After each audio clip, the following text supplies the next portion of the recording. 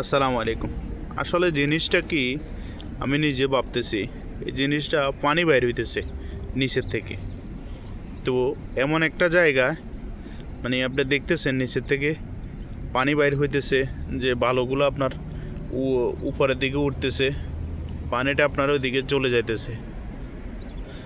তা আমি নিজে দেখে প্রথমে একটু আশ্চর্য হলাম, এটা কি এরকম করতেছে। তো পরবর্তীতে দেখতেছি যে এখান থেকে পানি উঠতেছে। দেখেন কিভাবে পানিগুলো উঠতেছে, বা কিভাবে আপনার নিচের থেকে পানিগুলো উপরের দিকে কিভাবে উঠতেছে। আপনি দেখেন এখানে বালি আছে, বালিগুলো কিভাবে আপনার টকবক করে আপনার যে চুলার আগুনের মধ্যে যেরকম ভাত বসাইলে বা চাউল বসাইলে যেরকম করে ওইরকম করতেছে। দেখেন আসলে আমি দেখে নিজে প্রথমে আমার নিজের কাছে একটু আশ্চর্য মনে হলো জিনিসটা কি। তো পরবর্তীতে আমি দেখলাম একটু ধ্যান দিয়ে যে জিনিসটা নিচের থেকে আপনার পানি বাইর হইতেছে। পানিতে কিন্তু অনেক পানি না, সামান্য কিছু পানি বাইর হইতেছে। তো এটা কি আসলে আমি নিজেও ভাবতেছি এটা আসলে কি, খুব আশ্চর্য একটা বিষয়।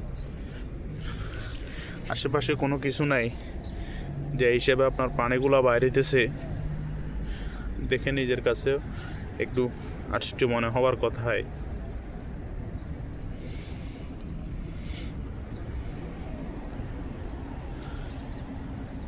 আপনারা দেখতেছেন কি হিসেবে পানিগুলো নিচের দিক থেকে উপরের দিকে উঠতেছে। দেখেন মাঝে মাঝে তো অনেক বেশি উঠতেছে, মাঝে মাঝে একটু কম হয়ে যায়।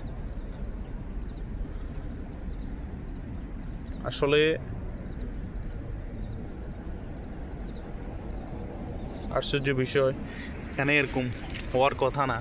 কারণ মরুভূমির দেশে তো নিজের আপনারা নিজেরাই জানেন যে মরুভূমির দেশে এরকম পানি ওঠে না। বা আমাদের বাংলাদেশে যদি হতো তো বলতাম যে না, পানি বাইরে দেশে পাতাল থেকে। তো এখানে মনে করেন যে সব হচ্ছে পাথর আর বালু, এটার ভিতর থেকে এরকম একটা জিনিস পাওয়া যাবে বা এরকম একটা জিনিস দেখা যাব, এটা আশ্চর্য বিষয়। তো আপনাদের কাছে কেমন লাগতেছে অবশ্যই ভিডিওটা কমেন্ট বক্সে জানাবেন। ভালো লাগলে অবশ্যই লাইক কমেন্ট শেয়ার করে দেবেন।